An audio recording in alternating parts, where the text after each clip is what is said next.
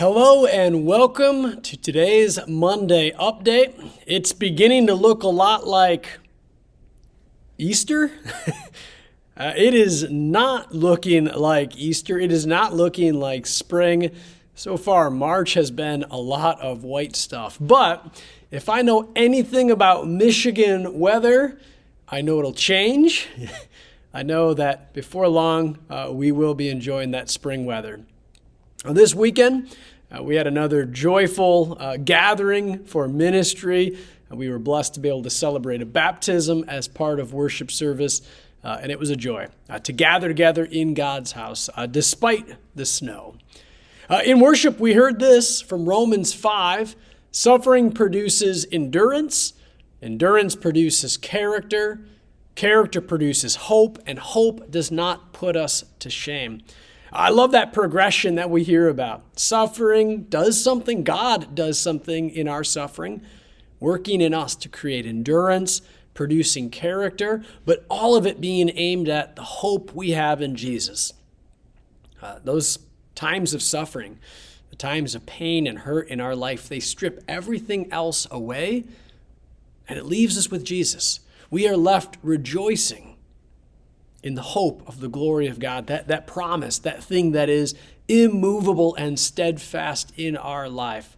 And so when we experience times of suffering, we take comfort in Jesus. We are joined with Jesus.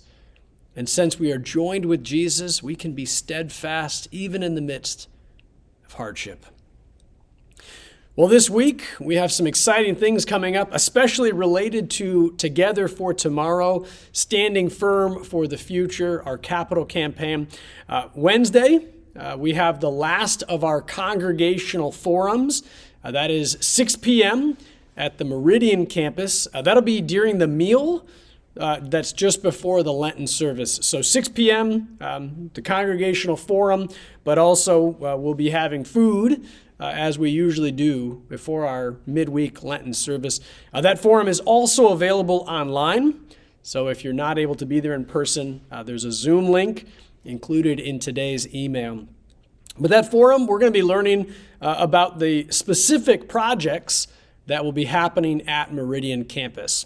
So far through the forums, we've heard about the need and the projects related to future church workers. We've had one of the forums about projects at Christ Campus. Now this one's going to be about projects at Meridian campus.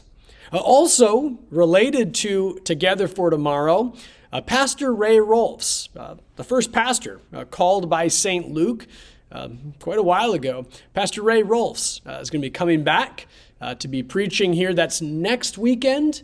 So that is March 26th. And he'll be preaching at the Meridian campus for both of the services. And then we'll have a video sermon from him for Christ Campus. And as we do get closer to Commitment Sunday, which is on May 7th, you're going to be hearing and seeing more communication about Together for Tomorrow. So be on the lookout for that. But above all else, I've been asking you to keep this in prayer, to be hearing about the projects that are connected to this, the needs that are connected, the opportunities. But as we say around here, the church moves forward on its knees in prayer. And so none of this will be for anything if we don't bring it to the Lord in prayer. So let me invite you, let me encourage you, let me ask you to be praying about this, especially through this Lenten season, especially as we prepare for Commitment Sunday on May 7th. Thanks for taking the time to watch this Monday update. There's a lot more happening in the congregation, so much more that I can't tell you all about it.